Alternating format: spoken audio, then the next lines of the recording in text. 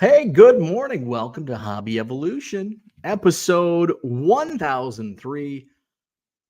I kind of want to do 1K3, kind of like the NBA games, 2K, NBA 2K, Hobby Evolution 1K3. Is that what it would be? 1K3? That's not 1300, right? That's 1003. 1K3. Sounds better. Welcome to Hobby Evolution, episode 1K3. Happy Friday. Welcome to it. Today, oh shit, you know what? I had a thumbnail created. Damn it. I'm going to have to change. I don't think I can change it mid-live stream. Damn it. I had a Friday the 13th. I made it last night. Son of a bitch. Okay.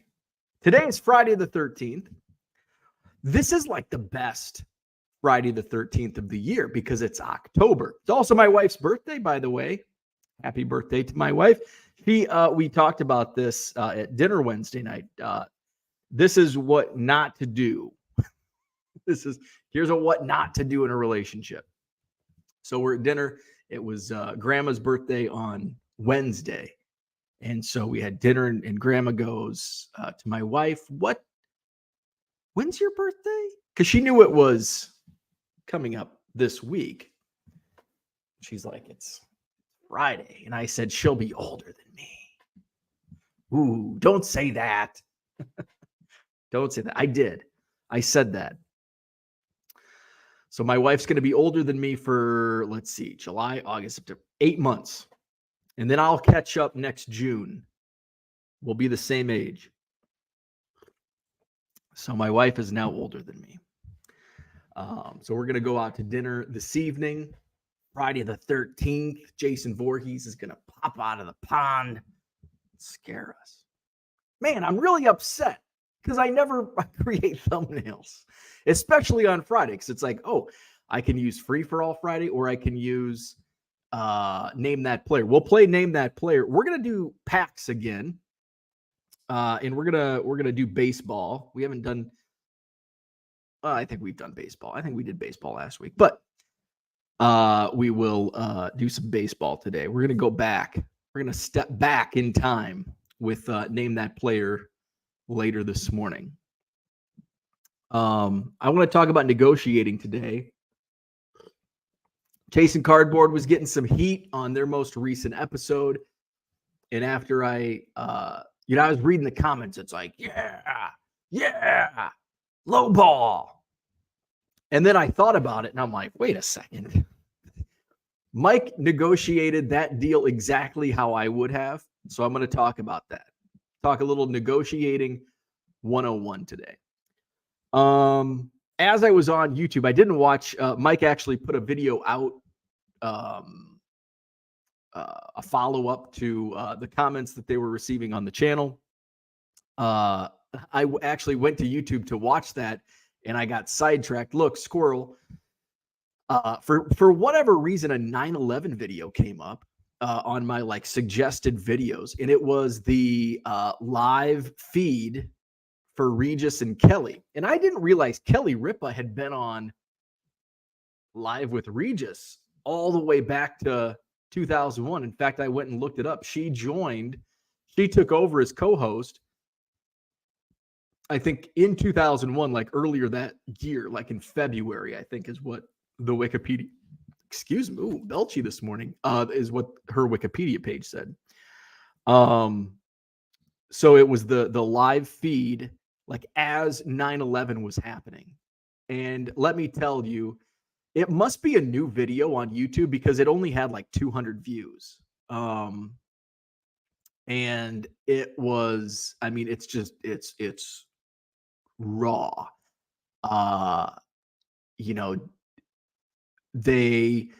It starts, and I looking back on 9/11, I still remember exactly what I did every minute of that day. It's burned into your memory. And it feels and because I remember the entire day, it just feels like the news was kind of spread out throughout the day. I didn't realize we knew so much, like in a 30 to 45 minute boom, boom. We knew what was going on. And by, this was like a 58-minute video. And it was only like the first 15 minutes was live with Regis and Kelly, because all of a sudden it's like, okay, we're going to break to network news. How can you do a comedy morning show as this is unfolding? And so they start the show and they're like, here's a live look at one of the towers at the World Trade Center. Apparently a plane, they thought it was like a light plane, like not like a jet or a commercial flight. And so they're like, so we're going to, kind of keep an eye on this. And then they kind of start talking about their day. And then all of a sudden they flash back to it and there's an explosion, which they thought the plane that hit the tower exploded. What we find out about a minute or two later, a few minutes later, is that was actually the second plane. And now all of a sudden we're watching this in real time. Oh my God, another plane has hit the second tower. And then by the end of the hour, the Pentagon, the plane went into the Pentagon.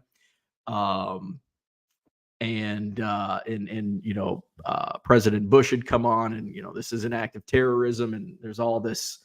I didn't realize it all unfolded so quickly, like within the hour.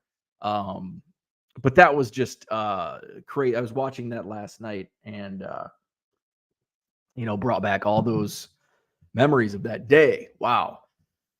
So that's heavy. So what else is going on? Thursday was yesterday. By the way, I might get interrupted because I think we've got people hanging drapes today. Like, where are they hanging drapes? I can't get upset. It's my wife's birthday. I can't get upset. Like, what? Where are they? Damn drapes, people. So I may get in. I don't know. I think they're coming at 8:30, so we should be good. I did. I actually wanted to talk about this today, but I'll kind of move. I'll still talk about it. Organizing. So people always ask. It's like the number one question. Well, it's the number two question. The number one question when it comes to my Cubs collection is that unique cards or do duplicates count? I'm like, oh yeah, duplicates count. In fact, I want to get shirts printed. Yes, duplicates count. 1 million Cubs. Yes, duplicates count.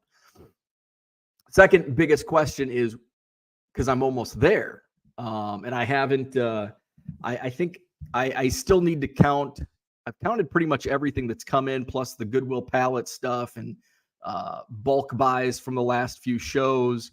And I've got a notepad. Like I've got Cubs to add is my title, and I've got like a few mail days, Goodwill.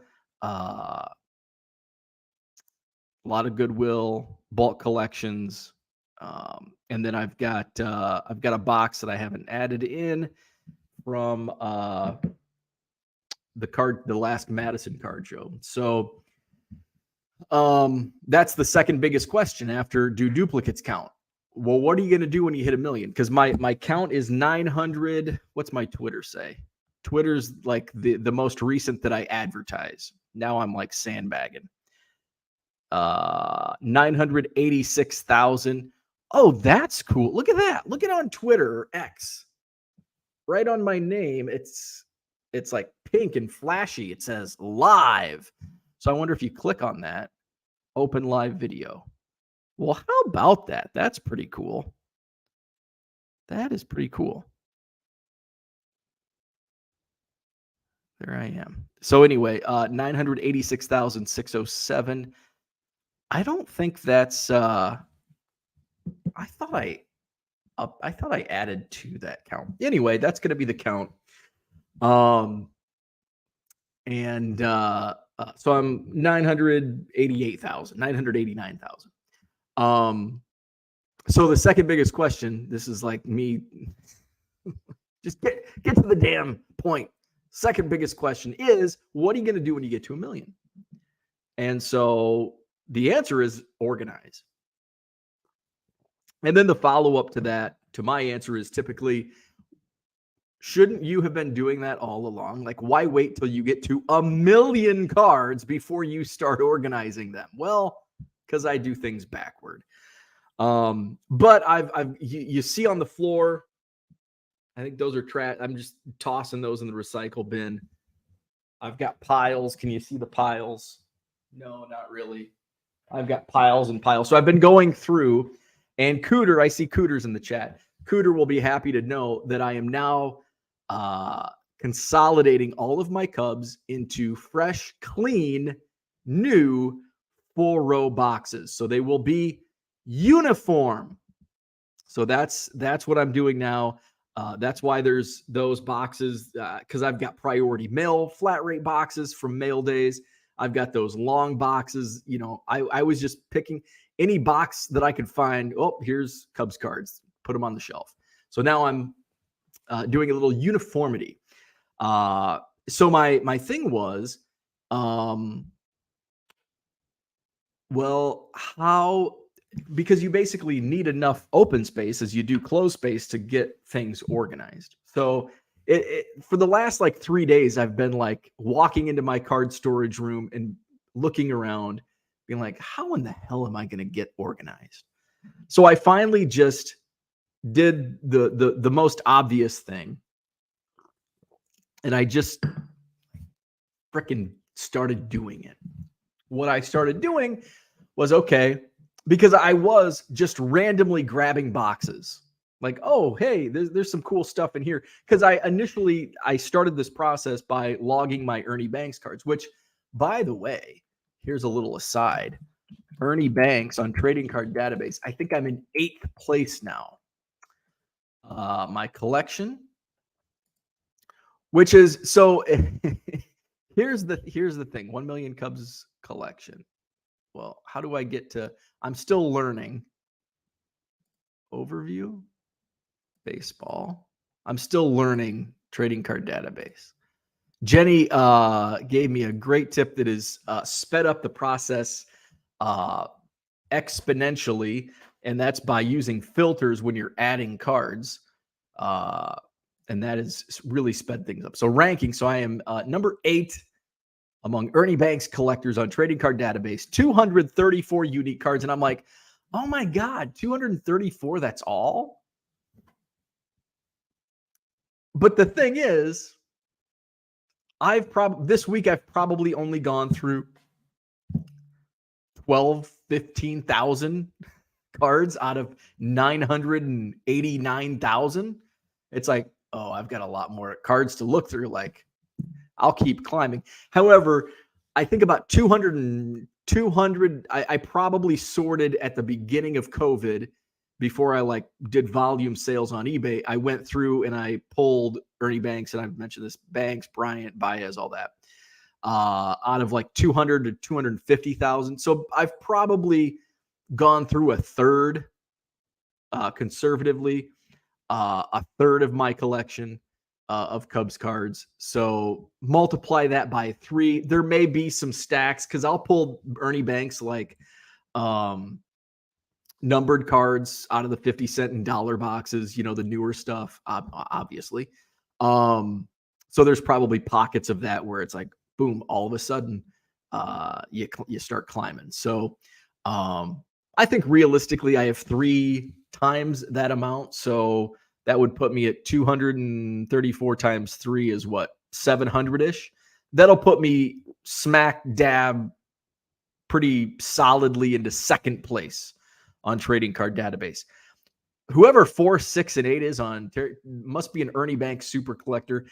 They have 2,879 unique Ernie Banks baseball cards, which, now your question is, well, how many Ernie Banks unique cards are there? There are 5,782.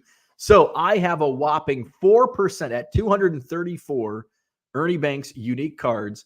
I have 4% of the Ernie Banks run.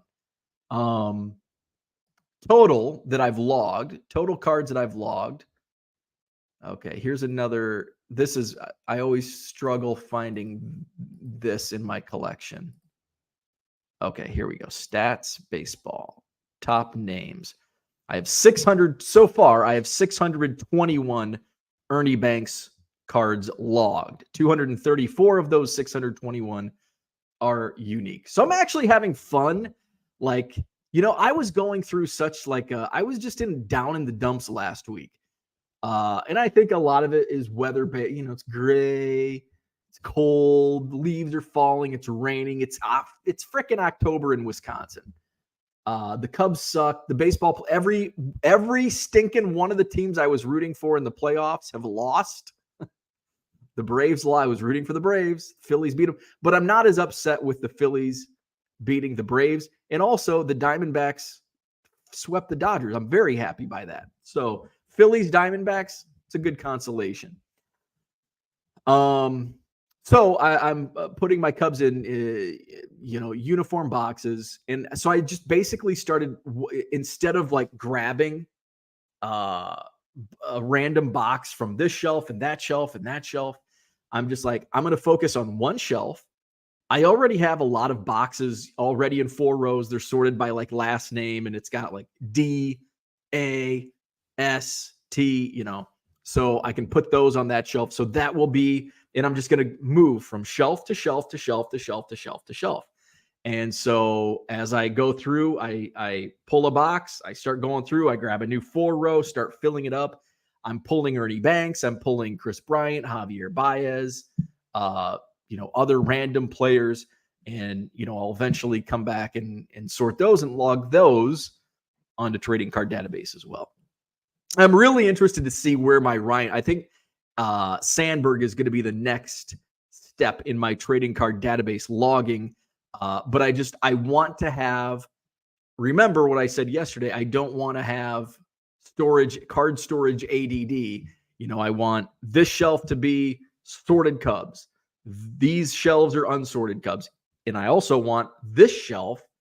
These are all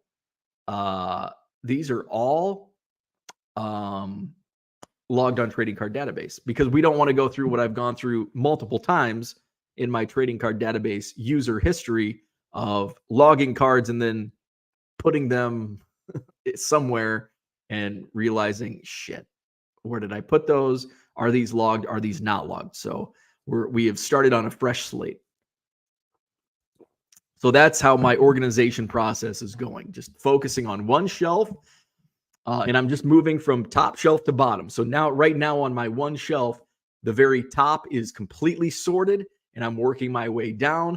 And as new shelves become open, that's where the new sorted cards go. And now I just need to figure out, right now I've got my Ernie Banks behind me in that cabinet. So I think right now I'm just going to use that as, okay, these are logged on trading card database. They're in their separate space, trading card database. So that's what I did. Yeah, I listed some cards on eBay. Football. I listed a couple hundred football cards yesterday. I sold a hockey card. I think I've sold one hockey card from my AEW metal wrestling cards.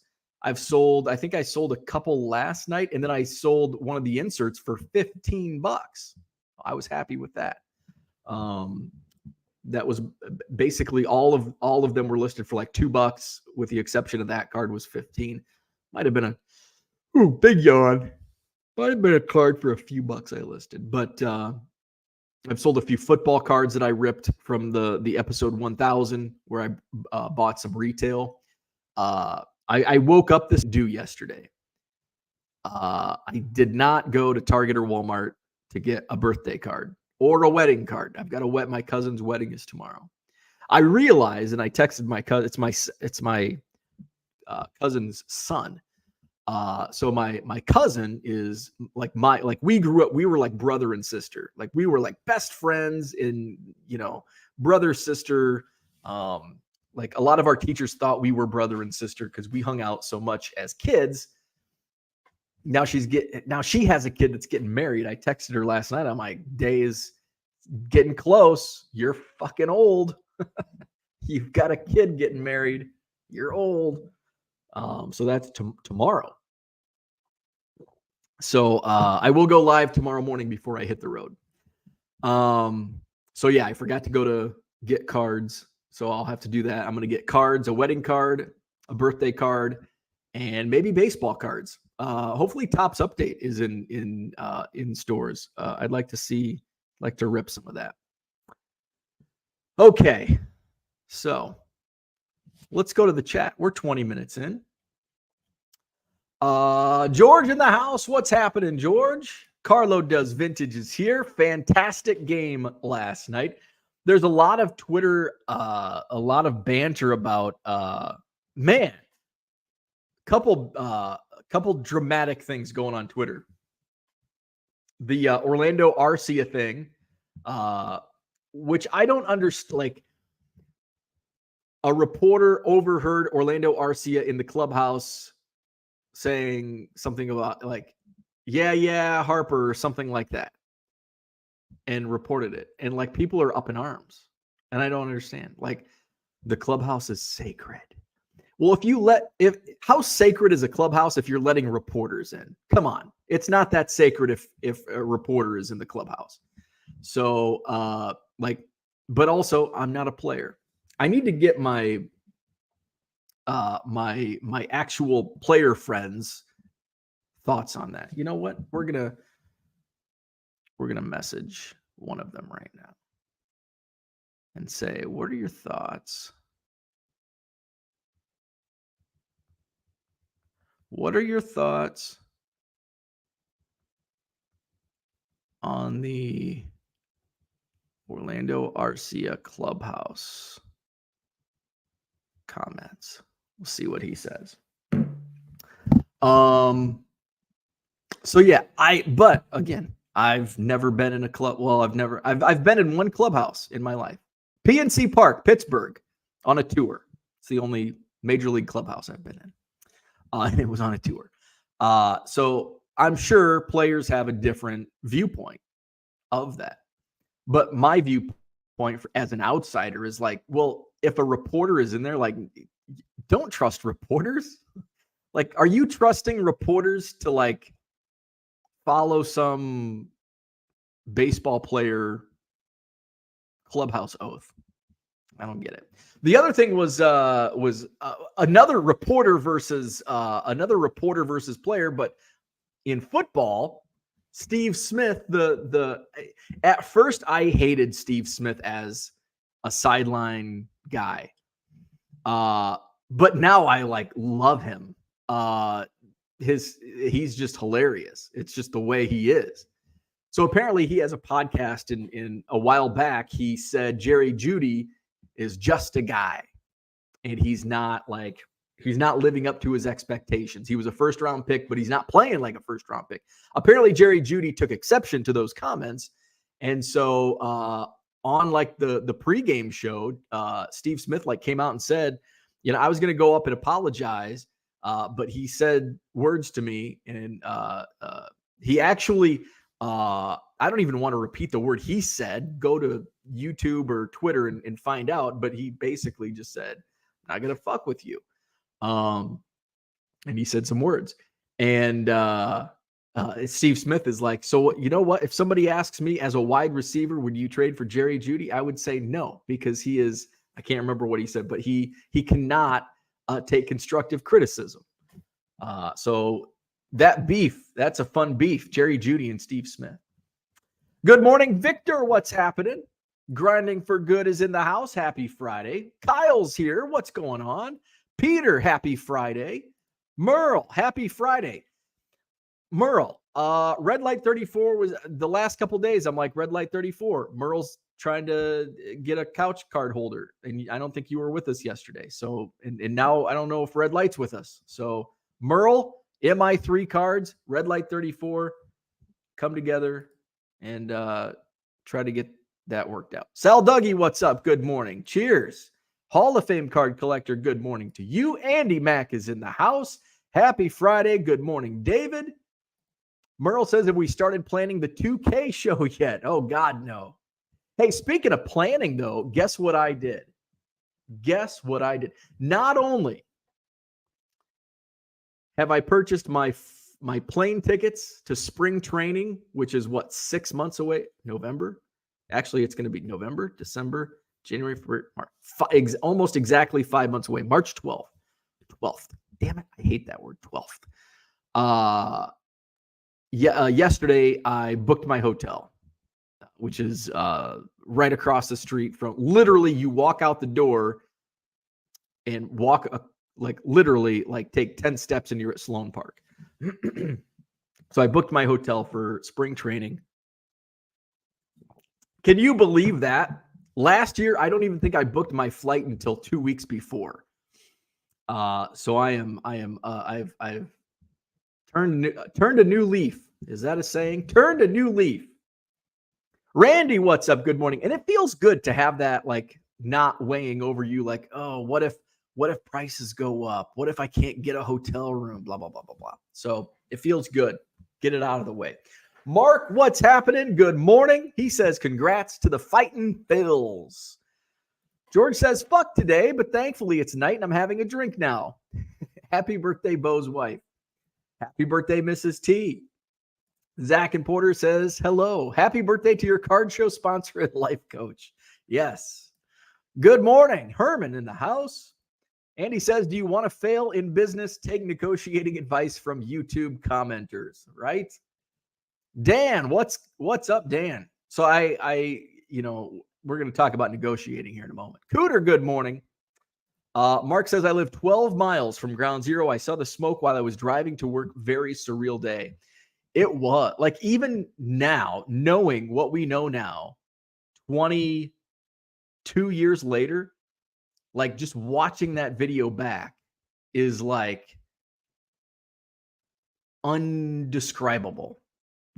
Not know, now we have the hindsight of knowing exactly what happened. But at the time, it's oh my God, a second plane. And now a third plane has hit it's what's next? And it's all airports have been closed. The tunnels were closed. It's what, you don't know, living through it, you don't know. Now we have the benefit of hindsight, but at the time, super, super scary. Drapes will probably be by the windows. Aha, that's where they're going. Cooter says, what hobby box did you buy for your wife? She's getting some Topps Pro debut next week. Does your carpet match your drapes? Sorry, that was for John Keating in his absence. Merle says, this is the part of the show where Bo watches himself live on Twitter. That's pretty cool. I've never seen that before, where Twitter shows, hey, this guy's live right now. George says you should sort them into Velveeta boxes. I've got Cubs cards in basically every box imaginable. There's probably a Velveeta box back there. In fact, I can tell you for certain I did receive a mail day in a Velveeta box. So I'm sure there's one back there.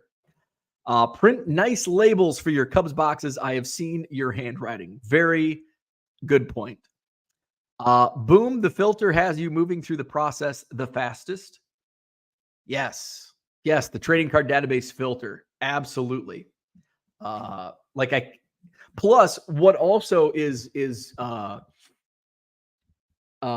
only is speed to my advantage, well, this goes along with speed. It's I don't have to look and be okay, what? And there's some cards that, may have a number, but not a year. And it's shit, what year is this? And you're trying to look at year. And then you're going back and forth, page 42, back to 17, over to 1, back to 33. Boom. Couple clicks, filter, number, click, boom. Peter says, I have 2 Ernie Banks cards. That's pathetic. That's not pathetic. If you were collecting Ernie Banks cards, let's see. Value Box Digger says, 'tis the season for sorting baseball cards since it's dark 60% of the day. Yeah, maybe it's okay. And the thing is, usually I find myself sorting my Cubs cards more. So actually it's probably, I was going to say during the June, July, the hot summer months. But now that I think of it, it's probably March during spring, as spring training is starting.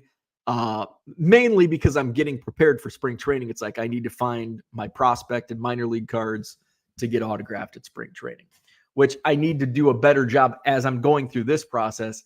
I need to be doing a better job of, finding those cards, setting those cards aside. Sal Dougie says, yes, filters on TCDB is a game changer. Good call, Jenny. Peter says 5,782 Ernie Banks cards in total. Shohei Ohtani gets that every half year. No kidding. So Ernie Banks, 5,782. Shohei Ohtani has 14,715 cards. Who's how about Jason Dominguez? Just made his major league debut. Oh, he has a respectable 2,817. But again, he just made his major league debut. I like going through and comparing. Merle says, anybody else logging cards and trading card database? Maybe I should do that with my Sean Hunwick collection. I don't even know who Sean Hunwick is. Is he a baseball player? Sean Hunwick. Is that hockey? Hunwick. That's one thing that I don't like about, and maybe you can, is there a better way? Like if I'm searching for a player, you have to search for a sport. I mean, usually when I'm sorting for a player, I know what sport he is, but that's the one thing. Or if I'm looking up a football player, default is baseball, which is good for me because that's mainly what I'd be looking at. But if I'm looking for like Walter Payton, I click Walter Payton and it's oh shit, I've got to change it to football. Zach and Porter says, Bo's daily negotiation. How long until he gets to the topic on the thumbnail? He normally leaves the negotiation with himself as the only one happy. Usually we're about an hour in.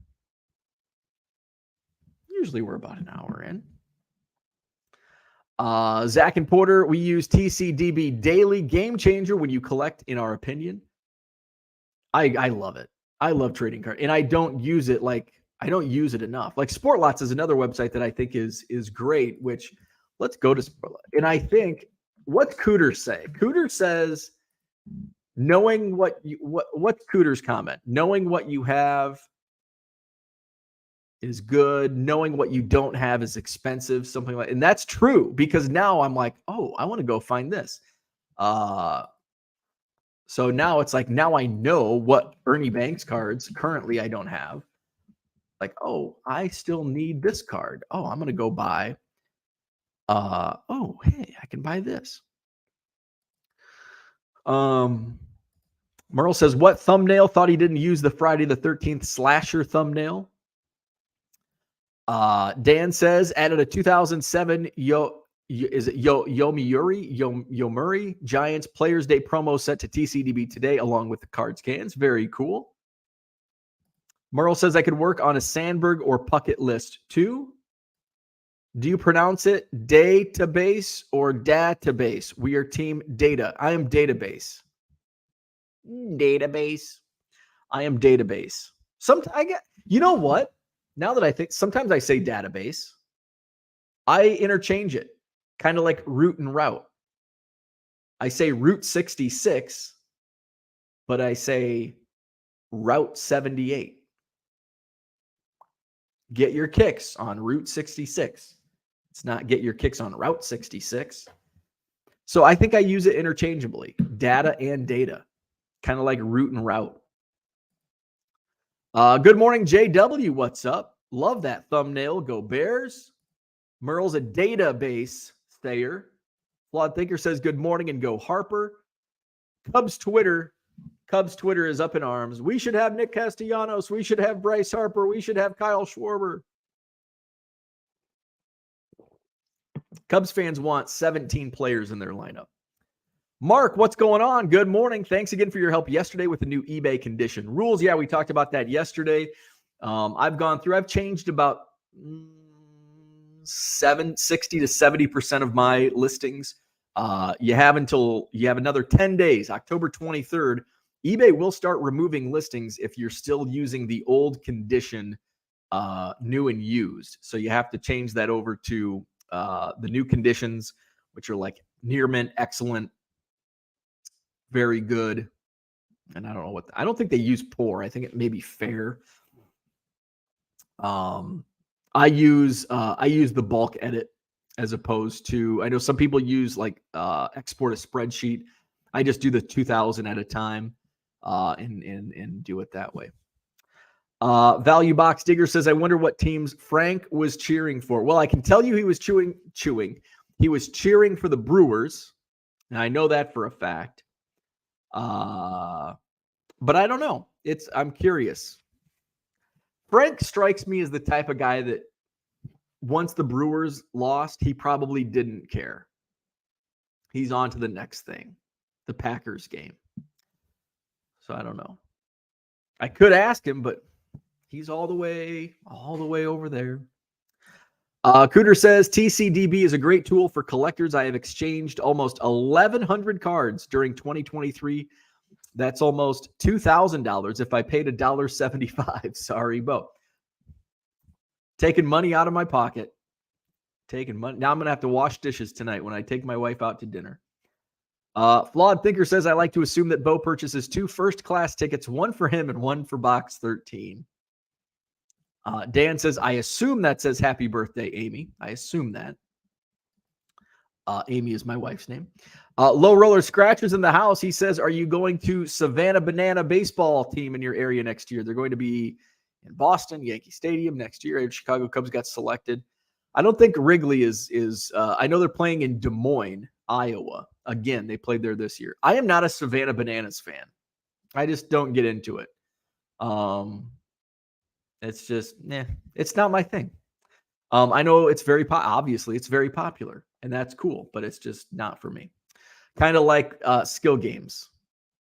Good for you, not for me. Powerball, not for me. Hockey and soccer, not for me.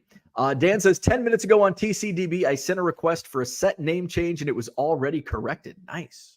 Hey, I like that. How about that? Card Hobbyist, good morning. Donald's in the house. Good morning. Late start to my day, staying home from work. I think I will submit cards to SGC. Very cool. Merle says, Sean Hunwick played in the NHL 2.5 minutes longer than we have. I love collecting his cards. Luckily, there aren't that many. Speaking of not many, another, I always pull, obviously, Ty Griffin, who is like one of my favorite Cubs that never played for the Cubs, played in the minor leagues. How many Ty Griffin cards are out there? Ty Griffin has 52 cards. I know I have at least 50%. I know I have 50% or more. That'll be fun to see how many. I thought Ty Griffin probably had more than 100 cards because he had a lot of Broder cards. So let's see if I can count how many I have. That one, I have that one. So that's 2, 3. I don't think I have the Tiffany. 4, 5, 6. I don't think I have that Tiffany. 7, 8, 9, 10, 11. Those I don't have pictures, so I don't know. Ooh, I don't know if I have that one. So yeah, I have. I'm sure I have over 50% of the Ty Griffin run. Is there any one of? Because I know I don't have any one of ones. I do have an of 2. I have the 2013 green ink signature number to 2. I do have I have one of the buybacks. I pulled one of the Ty Griffin buybacks out of a pack. It was like my happiest pull ever. So I might have like 75% of the Ty Griffin run. Let's see. George says, saw somebody probably overpricing a Burley on a local forum at 30,000 won. We talked about the exchange rate the other night. I don't know how many US dollars that is. I can't remember. That was so long ago. Good morning, Charles. What's happening? Cooter says Willie Mays has 6,770 cards on trading card database. Around 300 are from his active years. Dan wants to know which forum. Let's see. Merle says, but are you team soda or team pop I also am interchangeable. I grew up saying pop. But sometimes I say soda, sometimes I say pop. I prefer pop. Soda used to drive me nuts. The word soda. Kind of like the word when I was growing up, I hated the word dinner. Now I hate the word supper. Now I say dinner and not supper. Pop and soda, I use those two interchangeably. George says, I think it was the World Card one, but can't remember exactly. Let me think. I can find it. There you go. Looking for forums. I could say the same thing with the Nationals. LOL, Nats should have Harper, Turner, and Schwarber. There you go. There you go. Zach says, you said database. It prompted my comment. Did I say trading card data? I do. I say trading card database. Interesting. I did say trading card database. Do I ever say trading card database? I don't know. Trading card database. I think I say TCDB. What's that? Trading card database. Huh. Tiger727, good morning. Value box digger. I'm like Frank. Twins lost, and I subscribed to the NBA package onto basketball. I'm not even interested in the playoffs anymore. I kind of was initially, like the first 2 days, like the first series, and then it's like, I don't really care. Even with teams I wanted to win, like the Orioles, the Braves, and whoever. Now it's like, I don't care. So it's who? It's Diamondbacks, Phillies, and who's in the American League? Rangers, Astros. Yeah, I don't care. I don't care. So I think I'm going to root for the Rangers and the Phillies. Because the Phillies have a lot of players that I like. Like, I like the Phillies players. Diamondbacks, I just don't know. Like, they're on the West Coast. I know Arizona's not a coast, but they're out west. They play late games. I don't stay up. By the time they're throwing a first pitch in Arizona, I'm in bed. So I just don't like, that's like Pac-12 football and basketball. I don't know anything about it because it's too late for me. Sal Dougie says, I got plenty of high life for Frank if he needs to down his playoff sorrows. I don't think Frank's a drinker. At least in the, how many years were we neighbors? Almost 6.5 years. I never saw Frank holding a beer or a glass of wine or anything. Although I don't think I ever saw him holding a bottle of water or a can of pop. Maybe he just doesn't. Maybe he's an alien. He just doesn't need liquid. He just survives. He just lives. Where are we at? Harlan says, good morning. Nothing good about it after the way WVU lost last night. I assume the Mountaineers were playing some foosball last night. The cool thing about collecting NASCAR is many older drivers don't have more than 20 cards. Saturday's bulk deal will probably produce all of the Dave Marcus cards. Probably.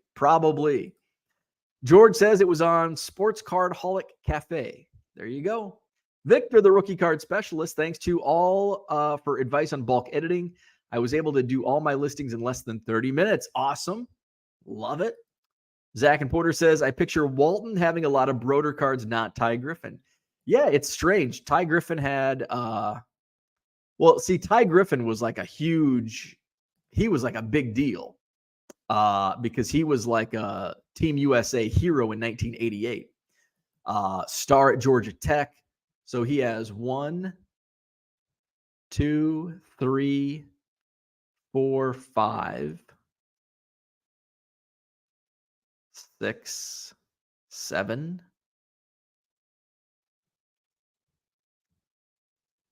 8, 9. Looks like he has 9 Broder cards. But again, he only has 52. Now, Jerome Walton does have a lot of Broder cards.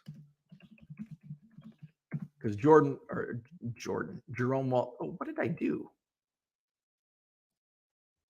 Okay, I still got that window. I somehow opened a different window. Okay. Jerome Walton has 289. cards. And he has a lot of Broders. A lot of Broders. Jerome Walton. Okay, let's exit that tab. And over here, who on here calls it a fizzy drink? Fizzy drink. Zach says, interesting. Walton only has 200. There you go. 289 cards. Let's see. Where are we at? George says, both database for TCDB or database. But if I'm putting something in one day, it's called a database. Database for TCDB, database. What are you working on? A database. Database. I'd probably say database more than database. Interesting. It's weird, these little word quirks we have. Card Hobbyist says all 100-win teams got knocked out in the divisional round. Yeah, can you believe that? As long as the MLB bans trash cans and dugouts, then we know who won't win. Zach wants to know, was yesterday the 11th or 12th? 12th. Sorry, just trying to say the 12th again. 12th. Dan's in the house. Good morning. Cheers. Can't listen right now, but wanted to share with all in the Hobby Evolution chat and Bo that we welcome baby number 5, a starting lineup on the basketball court.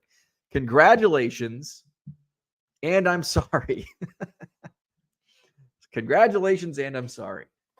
I can't imagine having one child, one miniature human. I cannot imagine that.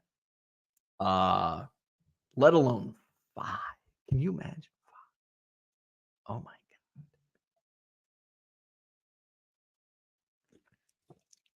Like sometimes I think like our dog will like whine and beg and bark. Not often, but like when she does, it's like, oh my God, would you stop?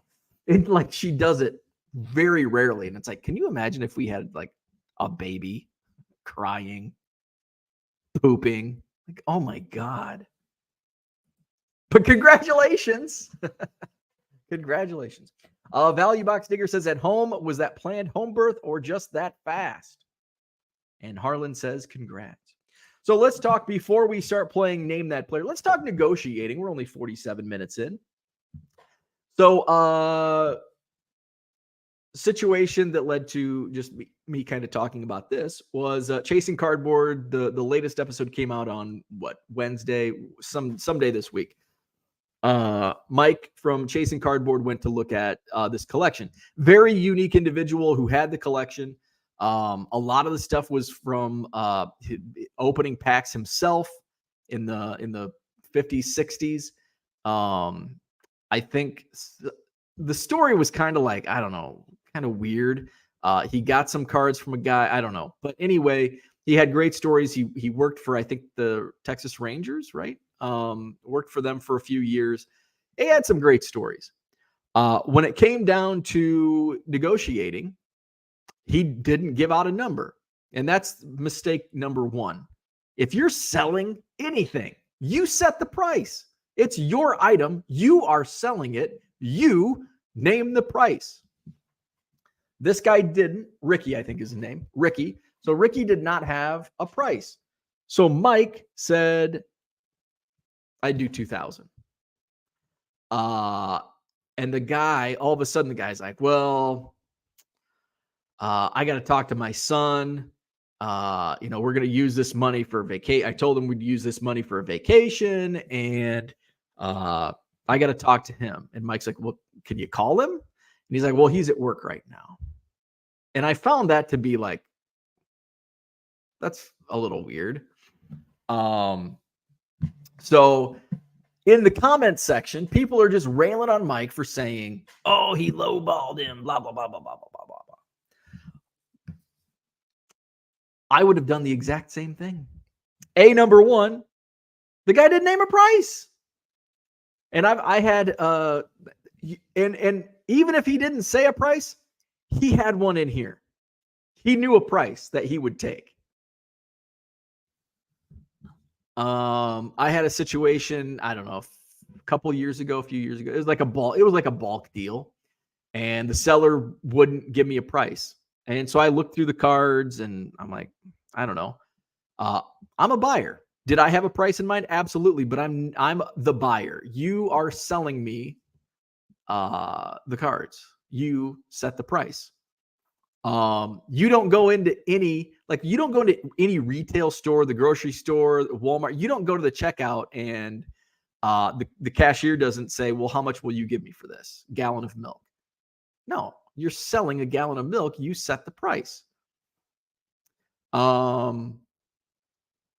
So my instance, and I've probably had multiple, but this is one that comes to mind, was guy had a bunch of boxes and he's like, what would you give me for these? I'm like, I don't know. What do you want for them? I don't know. What would you give me for them? And I'm like, I don't have a number. You got to give me the price. He said, well, just give me a number. And I'd said, and the number I was going to give him was going to be a lowball offer because you got to give me a price, man. And I said, I'd do 100. Just giving you a price, 100. Oh, that's insulting. Well, you don't even have a price. How is that insulting? That's only insulting if you had a price in mind and you're the seller. You should tell me, well, what's your price? I don't remember what his price was. We didn't do a deal. Usually my price and his price, they're probably, sometimes they're a little closer. Sometimes they're a little further. The real price is probably somewhere in the middle. In a transaction, the seller wants to maximize his profit. On the buying side, the buyer wants to minimize his expense. That's just buying and selling 101. Seller always sets the price. So in this instance, Mike's getting railed on because he lowballed the guy. It's like, well, I would have done the same thing. Like this, he should have had a price. And don't come back and say, well, he didn't know. He's an old man that didn't know what his cards were worth. We have this thing. It's been around for, almost 30 years now. It's called the World Wide Web. We even have it on our phones now. And you can type things in. There's these, they call them websites. There's one of them called Google. And you can Google things and get a price. Even if you don't know how to get eBay sold prices, you can Google this shit. I want to sell a 1960 Topps Roberto Clemente. Just Google it. And you'll probably find a guide somewhere to guide you to finding out what your cards are worth. You don't just up and say, I'm going to sell all of my cards, but I don't know what they're worth. I'm going to expect a stranger to tell me and give me an honest opinion and offer. Come on, man. Ricky, you knew how much those cards were worth, and you had a number in mind. And all the people are, oh, he's just an innocent old man that didn't know the value of his baseball cards. Bullshit. He knew exactly what he wanted because guess what? Mike walks away, and guess what? He brings back Ben from a previous show, and he's going through, and numbers, I don't know how it all played out, but I think Ricky says $4,000. And Ben came back and says, I'll do 38. Would you take 38? He's like, yeah. So all of a sudden, magically, he gets this number. He pulls this number out of his ass that he didn't have in the previous conversation with Mike. So that's how Mike played that out on Chasing Cardboard was exactly how I would have played that out. If you're not going to give me a price, I'm just going to name a low price. And I've got another price, like, maybe 3,000, I'd probably pay, I've done this before. Another bulk buy. And a lot of times, especially when you're dealing at card shows with people that, have dollar boxes, quarter boxes, sometimes they're mixed, and you say, how much for this whole box? Oh, I don't know. What would you do? What would you do for it? Like, you got to tell me, man. I'm not going to go through every card and be like, oh, and start doing math. You tell me, and I've got a price in mind, but I'm not going to tell you because I'm the buyer. You're the seller, and I can walk away. You can make money now, or the easy way, or you can sit here and hope a few cards sell and make a fraction of what you would have sold it for. I had one similar instance where what would you do? I'm like, I have no idea. They're your cards. What do you want for them? And so in this scenario, they actually, let me talk to my buddy because he knows a little bit more. So they're going through, and I had like a pretty big range. And again, this would have been this is still during peak boom of, post COVID. So I think my price was, I would have paid up to like $400 or $500 for this box. And so also telling you what was it was like mainly basketball. So now if it's basketball, I'd be like, I don't even want to give you 20 for this box of basketball cards. So that's how long ago it was. So he's like, I'll let you. I'm like, okay, I'm just going to go to the table next to you and look at his stuff. So come back a couple minutes later. He's like, we'll do 200. I'm like, shit, that's even less than what was in my range. So yeah. Sometimes they come back. There's been some times where it's like, I do 600. It's like, I'm at 200 and like, 300 is probably my max. And like lowest seller will do is 500. Highest I'll do is 300. And you just don't you're not going to make every deal in a negotiation.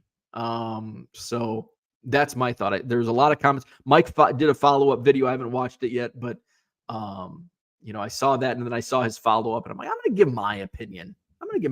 On this because I've been in similar circumstances. And as I watched that play out and thinking back on like my own deals that I've done, it's like, you know what? That's exactly how I would have handled it. Like, I'm just going to throw a number lower than what I'm willing to pay because you're the seller and you're not giving me a number.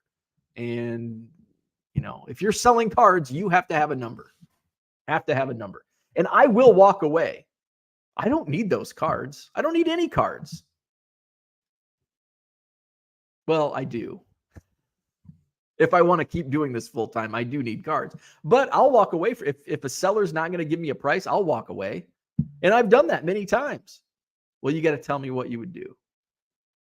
Like, no, you are the seller. You got to tell me what. Like, I just have no idea. I'm like, okay, then I'm not interested. Well. And then if you start walking away, in some instances, many cases, the seller will be like, oh, I do this. And sometimes you get a deal, sometimes you don't. Let's go to the chat. We're going to play Name That Player coming up as well. Where we at?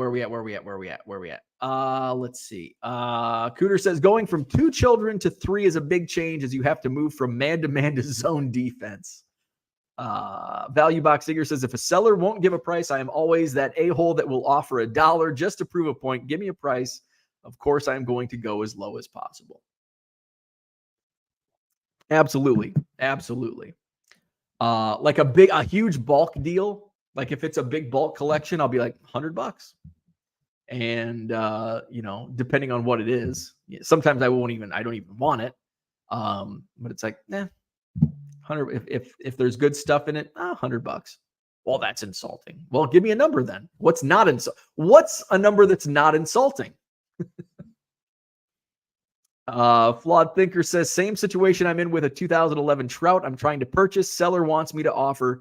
So hopefully he sees that I'm really interested and will eventually name his price. That's sellers that do that are just trying. So here's the thing. In that situation on Chasing Cardboard between Mike and Ricky, Mike throws out the quote lowball offer. Ricky doesn't have a number. He did. What Mike did is exactly what Ricky's doing. Mike's trying to get the lowest price possible. Ricky's trying to play the game. Ricky had a number in his mind.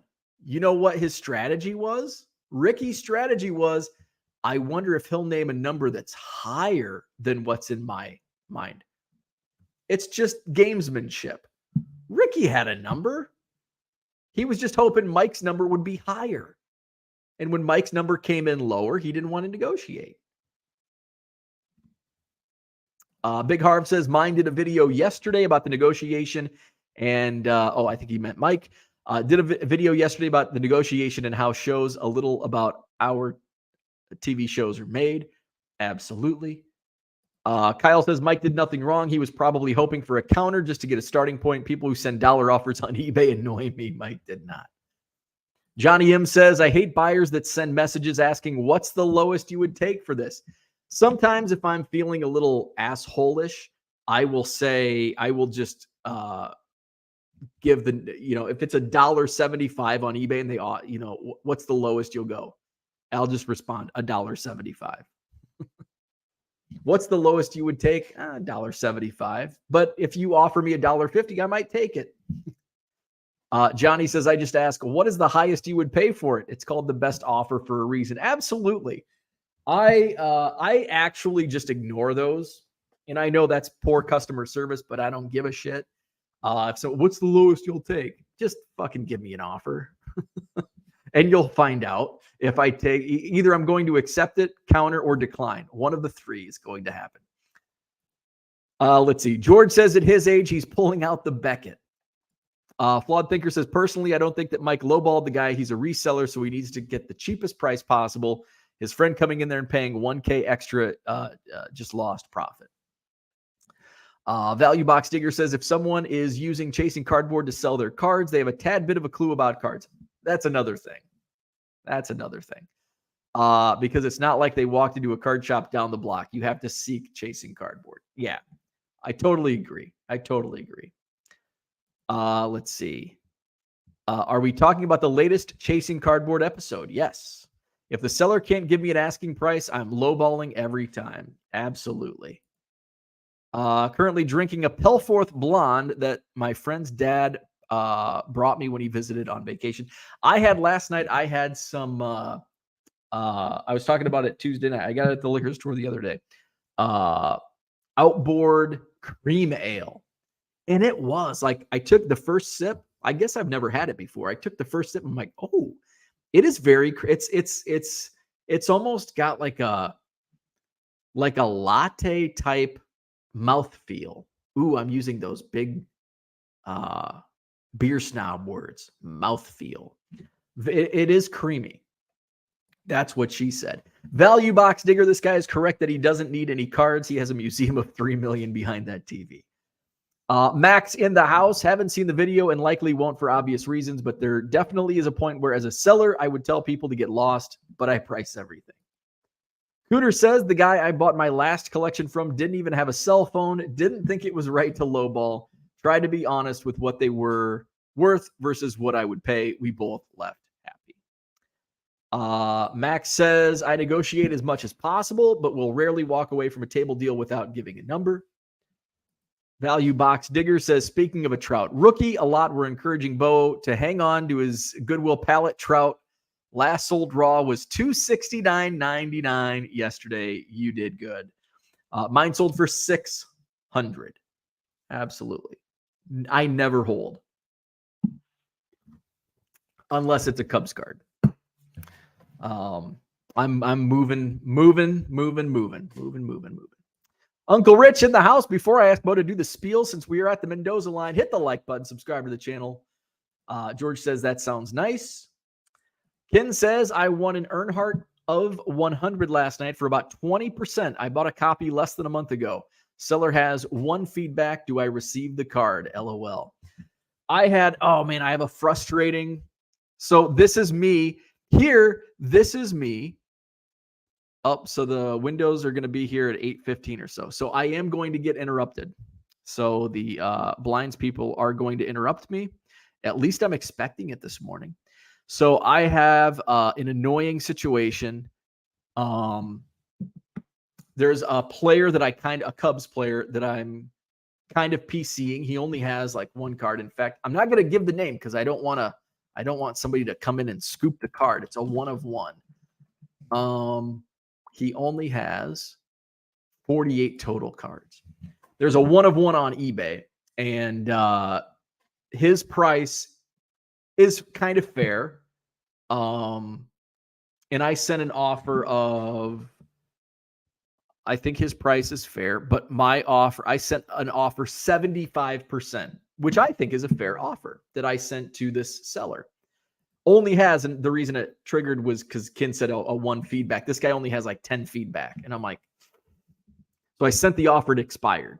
His 24-hour offer, it expired. And now I'm thinking, should I just pull the trigger at full price and just buy it? But it's like, do I really want to pay this much for this player? He has played Major League Baseball. So I'm kind of going through that, but it's a one of one. But at the same time, like, I don't think it's worth what, I think I'm overpaying at 75% of his list price. So, and I had a few beers last night and I didn't pull the trigger. Like, I looked at it and I'm like, should I buy this? And I didn't. So I think that tells me if I've had a few beers, because sometimes I get like, oh yeah, I've had a few beers, I'm going to buy this. So I think if I refrained from buying after a few beers, it's not meant to be. Maybe I'll send him, and he may have just, this is a case where maybe he just listed it that day. I just happened to find it on the day he listed it. And he's like, I'm going to hold out for a week or a month or a year.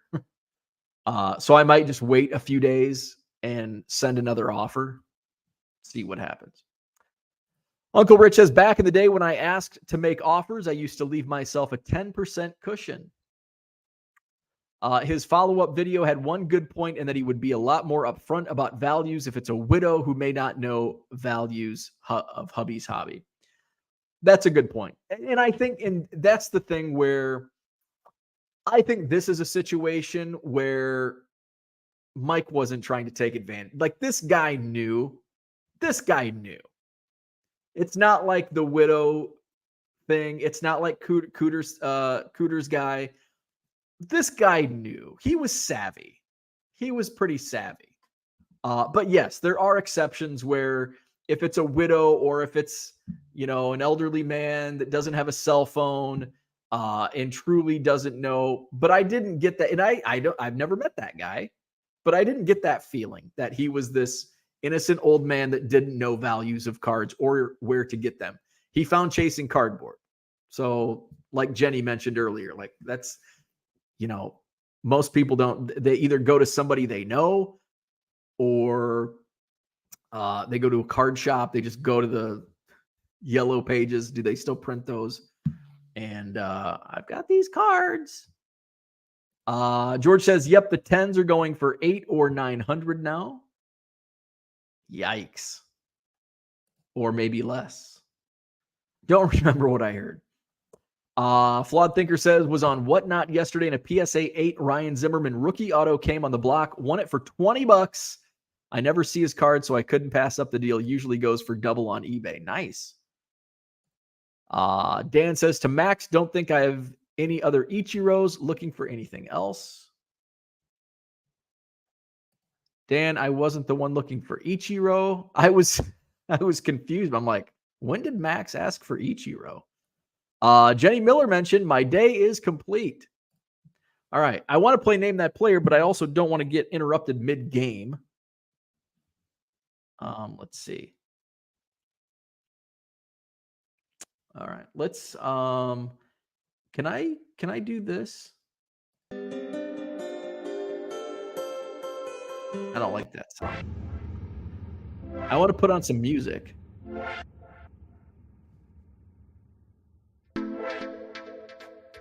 There we go. We're going to put some music on because it's 8:17 and the blinds people going to ring the bell, wake up the dog. Dog's going to bark. And it's my wife's birthday, so I don't want that to happen. I'll be back, and then we'll play Name That Player.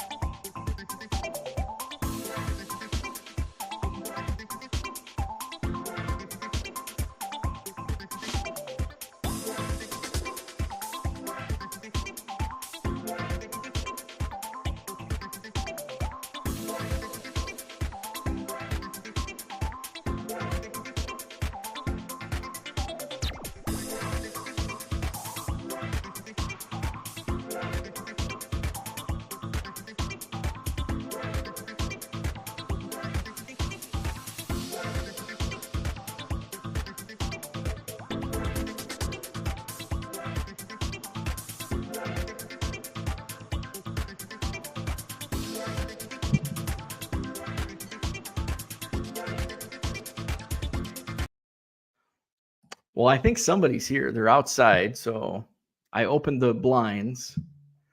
Like, hey, come in. I'm in the middle of something here. All right. So where are we at? Let's see. Uncle Rich says I'm at about 1/4 speed with a rough sleeping night.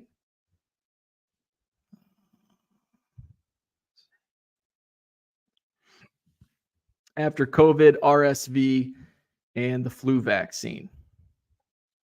See, that's why I wanted to wait till next week to get my shots.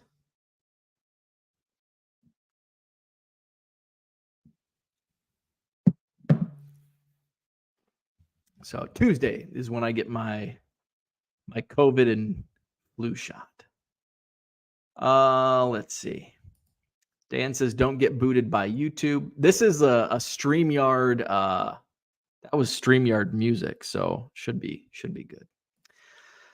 Jonathan says Mike has his own channel. If so, what is it? It is Baseball Collector, I think. Baseball Collector. Is this music for the game or to put us on hold, right? Household music. Gotta admit, I'm bobbing my head to it. Ken wants to know if we have our glow sticks. See, this is what annoys me about contractors. Like, none of them are ever on time. They're either 15 minutes early or 15 minutes late or an hour late or 90 minutes late. It's so fucking annoying. Like, tell me 8:15 because I'm doing shit. It's 8:21. Value box digger. Who can name the players of the bobbleheads on the shelves? Ooh, that's a good question. Who can name those? Harlan, there it is. Baseball Collector. Victor says, thank you for holding. Bo will be with you momentarily. DJ OMC. A Night at the Rock. Oh, yeah. Head Bob. Night at the Roxbury. George has 200 glow sticks in the other room for my students. You down with OMC? Yeah, you know me. As NY schedule worked out, I should have waited a week as well. Oh, yeah. Mbop. Kyle says he's feeling like he's waiting for the dentist.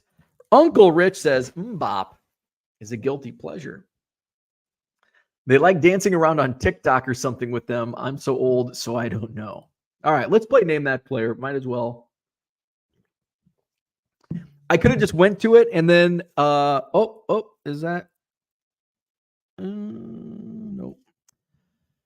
We could have been through it. Card Hobby says, as a former subcontractor, I agree that we were always early or late. It's like, come on, can you just be on time? Or like even a couple minutes, like 5 minutes. Quote from my grandfather, if you're early, you're on time. If you're on time, you're late. If you're late, then don't bother coming in. Love it. Oh, Zach. Damn it, Zach, you're always so brilliant. You bitching about someone not being on time is the most ironic thing of the day. You are correct, sir.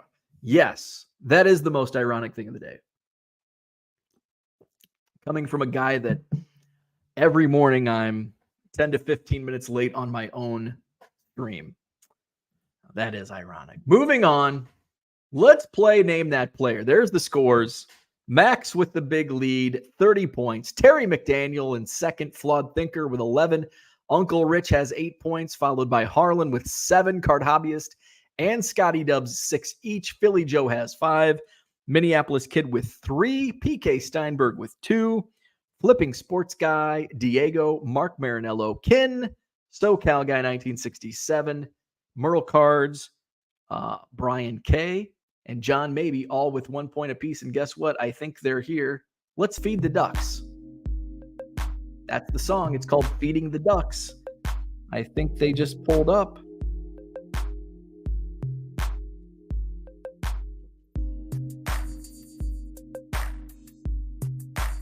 This is like in the mood music. All right. So I'll be back again. And then we're going to go back into the junk wax era today for Name That Player. It's Beverly. Beverly and the Ducks.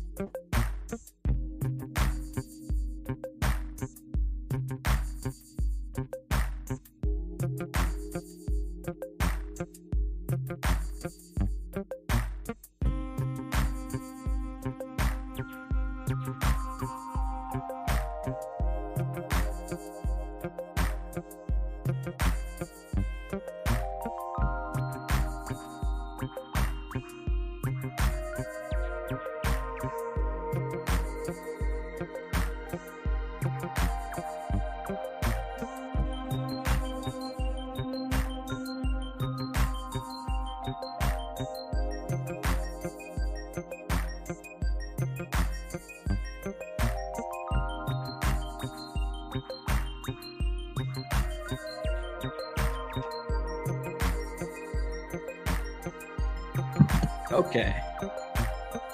All right, we are back.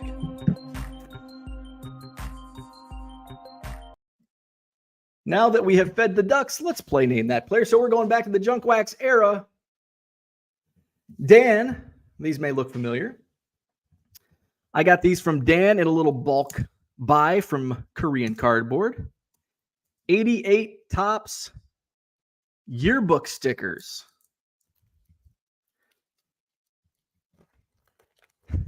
Merle says we just went through all that to get more coffee. I didn't. I should have taken my... I always forget my coffee cup down here because now I'm onto my mug.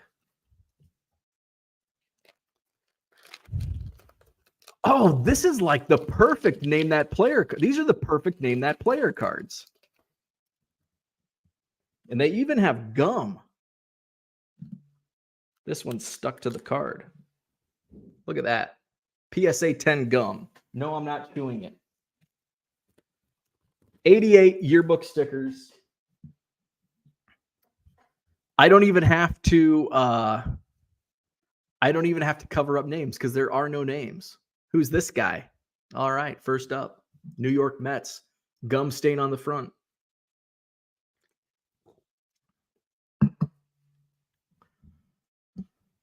This is, again, I complain about this every week because all of a sudden I get every single comment at the same time. But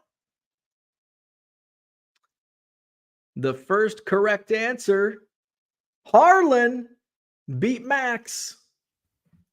Darryl Strawberry. Darryl Strawberry.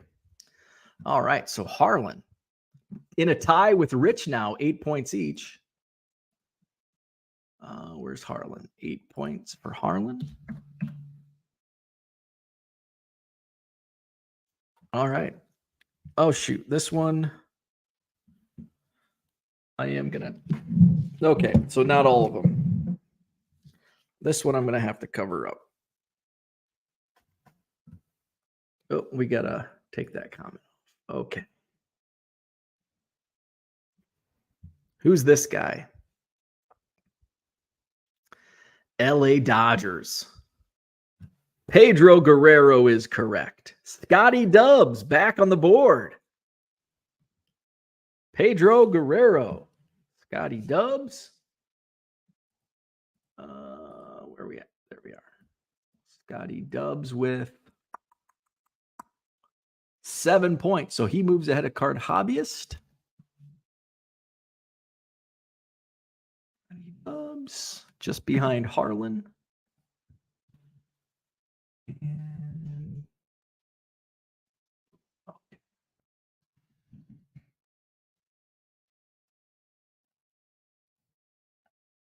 All right, next up.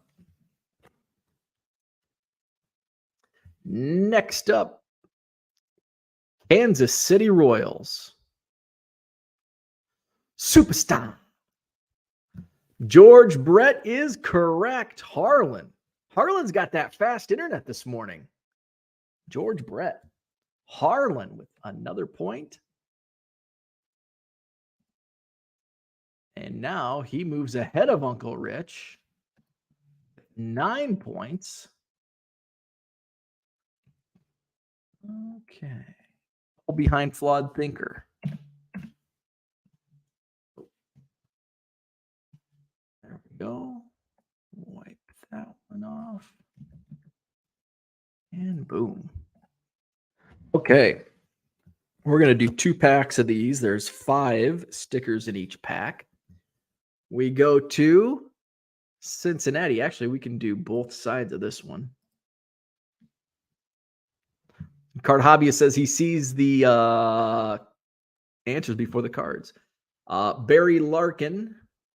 No, not Barry Larkin. I had to look again. It is Dave Parker, Scotty Dubs. Scotty Dubs with the point. Dave Parker. We can actually use the other side of that one. Who got Scotty Dubs? Got that one. So let's go to Scotty Dubs. Uncle Rich. So Uncle Rich gave up his lead over Harlan, and now Scotty Dubs has tied Uncle Rich. Okay. So we're going to use the other side of it, which we won't have to cover up the name. Who's this guy? Twinkies. Minnesota Twins. This is going to be one where there's going to be like 12 comments all at the same time. Kirby Puckett is correct. Scotty Dubs. Scotty Dubs with the fastest fingers. So Scotty moves ahead of Uncle Rich. 9 points. Harlan and Scotty Dubs tied at 9 each.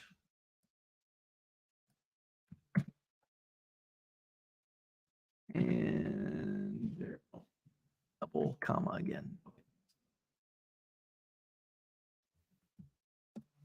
There we go. And the last card of the pack. Oh, this one's we can double side this one. Okay.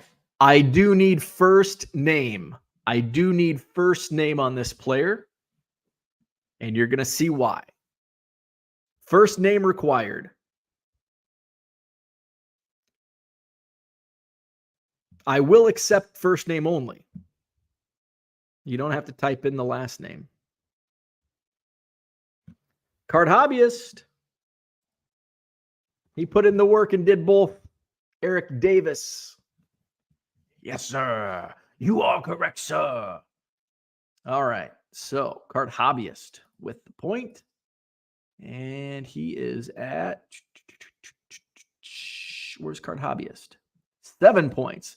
Wow, and Card Hobbyist is catching up to Rich. Uncle Rich, you are losing some steam here. All right. Was there a card on the back? Oh, yeah. So we're going to do this guy. So on the back, we can get him.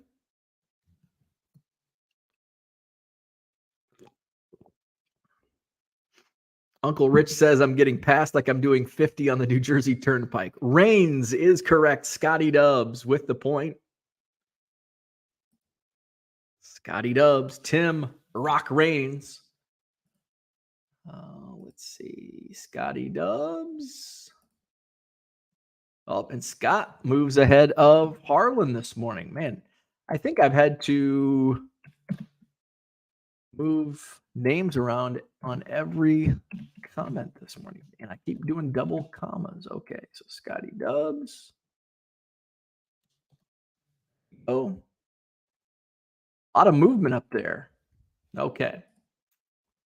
Let's do another pack. Top Stickers 1988.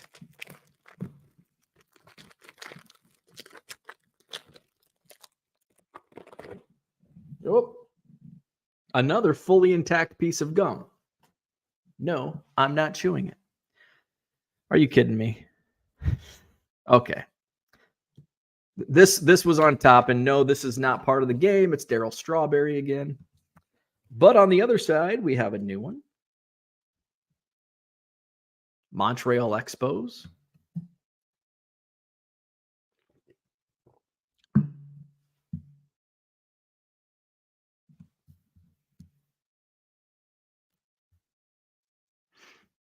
Tim Wallach is correct. Scotty Dubs again. The fastest fingers. Tim Wallach. All right, so Scotty Dubs. In a tie with Flawed Thinker. Hey, I don't have to move things around on that one. Okay. Next up.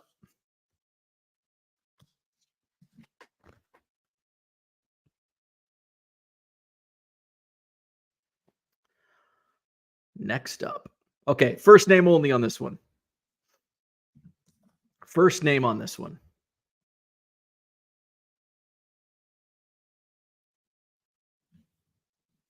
Dale is correct. Uncle Rich. Uncle Rich with the Dale Murphy. That one's for you, Herman. All right. Uncle Rich with the point.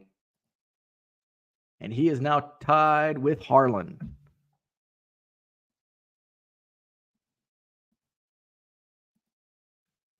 Okay. Oh, we already had him, so that we're just going to throw him away. And so I think there's 2 cards left.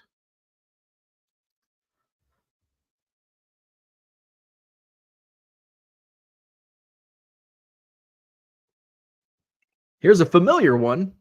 It is Reigns again, card hobbyist. Tim Raines. Alrighty, card hobbyist now with 8 points. And catching up to Uncle Rich and Harlan. All right, last one. Actually, you know what? We're going to do so this is going to be, and actually let me see, because I just want to confirm this is who I think it is. Let's go to 88. Love you, trading card database. Okay, it is. So this next card, the front is Darryl Strawberry. Since we already did Darryl Strawberry, we're going to do the back. And there's 2 players on here. You can do last name only on these guys. And so there's going to be 2 points awarded for this next card. 2 points. Last names acceptable.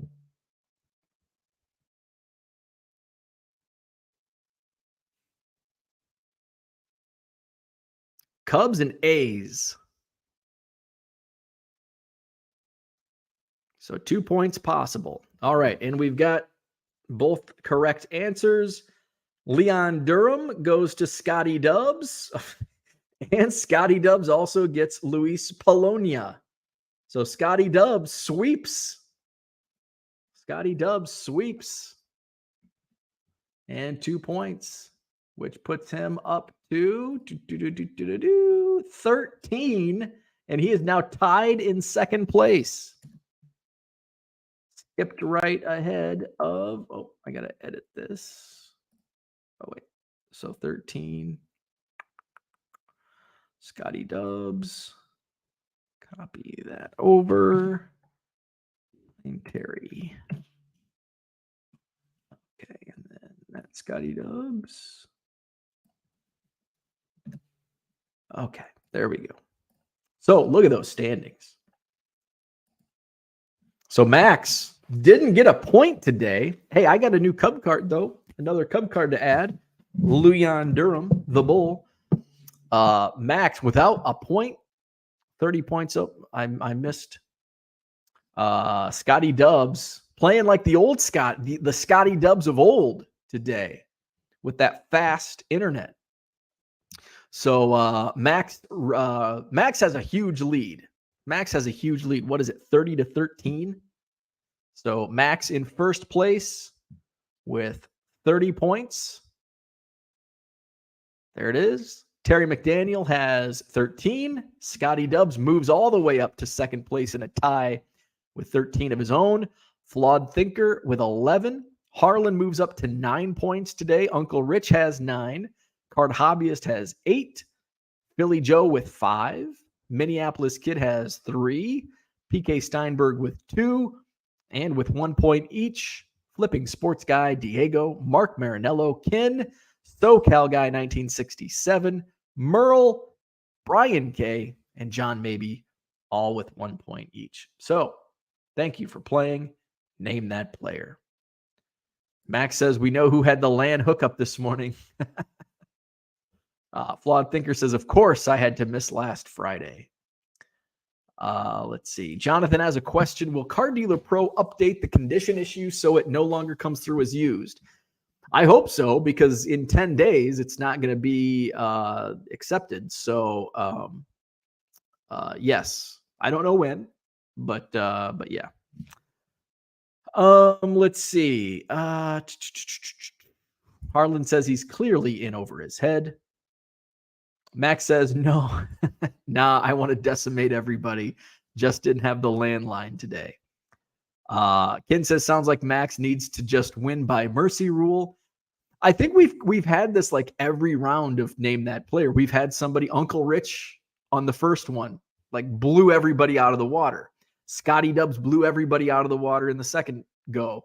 And now Max is blowing everybody out of the water in this one. So who when we wrap this one up, who's going to win the next round? Herman's got some more trimming to do this weekend. There you go. So hit the like button if you haven't already. Subscribe to the channel.